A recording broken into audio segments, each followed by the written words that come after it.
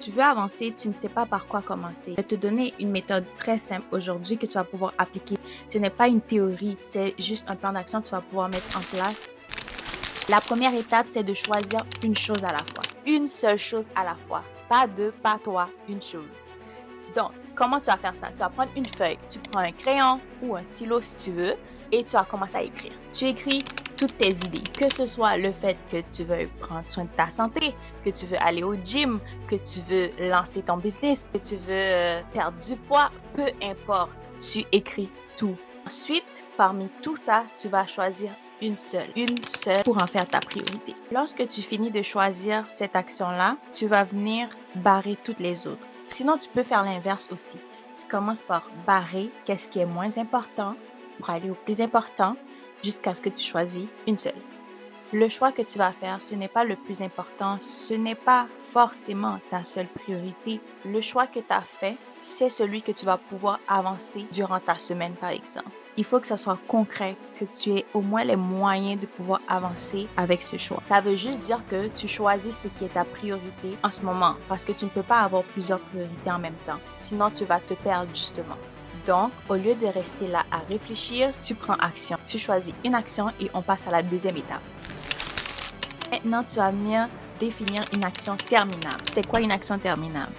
Donc, c'est une action que tu vas pouvoir finir sur un délai court, un délai à moyen terme au lieu d'un délai à long terme, par exemple. Maintenant, pour éviter de te perdre, tu vas venir transformer cette priorité en une action qui peut être terminée, donc que tu peux finir. Si tu as comme objectif de finir un projet scolaire, par exemple, alors, au lieu de dire que tu veux finir ce projet scolaire, tu vas venir plutôt dire que tu veux rédiger une page de ce projet. Un autre exemple, si tu as un objectif de te lancer sur YouTube ou sur une autre plateforme, alors, au lieu de dire je désire me lancer sur YouTube ou l'autre plateforme, tu vas venir définir l'action terminable qui sera, par exemple, je vais écrire le script d'une vidéo ou je vais écrire le plan d'action de cette vidéo-là. Si tu trouves cela difficile, je vais t'aider. Si tu n'arrives pas à savoir quand cette action se termine, c'est que ce n'est pas une action terminable. Donc, tu dois absolument savoir quand est-ce que cette action va prendre fin. Par exemple, pour un script,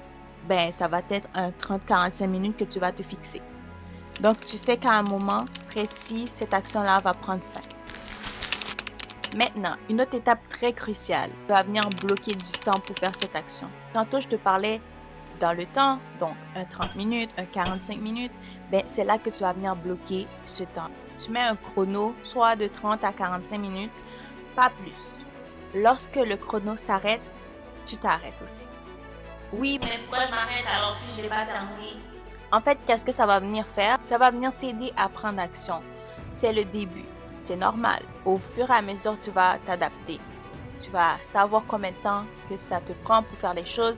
Tu vas être plus réaliste sur ton temps. Ça va venir t'aider à avoir moins de résistance au fur et à mesure que tu avances dans tes projets. Moins de résistance lorsque tu veux commencer quelque chose. Ensuite, tu vas pouvoir être moins dans le perfectionnement. Même si ce n'est pas tout le temps une mauvaise chose, finalement, tu vas juste te donner plus de chances de passer à l'action après cette étape-là. À la fin de cette étape-là, tu auras un résultat concret, un créneau précis, ce qui est parfait. C'est le moment de récapituler ce que tu as appris. Tu as appris à choisir une priorité. Tu sais maintenant définir une action terminable pour cette priorité-là. Pour terminer, tu as choisi un moment pour le faire. C'est aussi simple que ça. 3 étapes.